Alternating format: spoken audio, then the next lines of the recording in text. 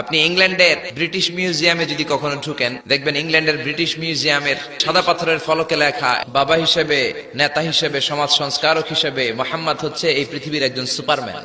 বৌদ্ধদের বর্তমান বিশ্বের সবচেয়ে বড় ধর্মীয় নেতার নাম দালাই লামা। তিনি একটা ইন্টারন্যাশনাল কনফারেন্সে বলেছেন, মুসলিম বিশ্বের সর্বশেষ নবী, তিনি সাধারণ কোন মানব নন, তিনি অবিসংবাদিত মানব হয়ে পৃথিবীতে এসেছেন।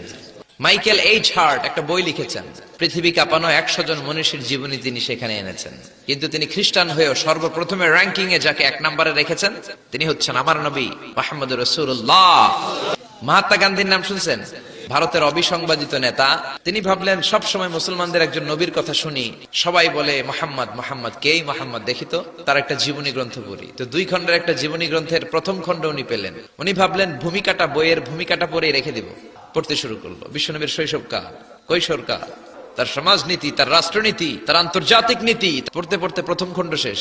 দ্বিতীয় খণ্ড তো তার কাছে নাই। পুরাতন লাইব্রেরি গুলোকে তন্ন তন্ন করে খুঁজে দ্বিতীয় খণ্ড জোগাড় করলেন, সেটাও পড়লেন। পরে তিনি অবাক, আমি ভারতের নেতা মহাত্মা গান্ধী অনেকের জীবনী পড়লাম, কিন্তু মুসলমানদের নবী মুহাম্মদের জীবনীর মতো কোনো জীবনী পাই নাই। এই জীবনীটা, এটা একটা ইউনিক, আনপ্যারালাল, ফ্যান্টাস্টিক জীবনী, যে জীবনীর সাথে কারো জীবনীর কোনো মিল নাই। পড়েন সুবহানাল্লাহ।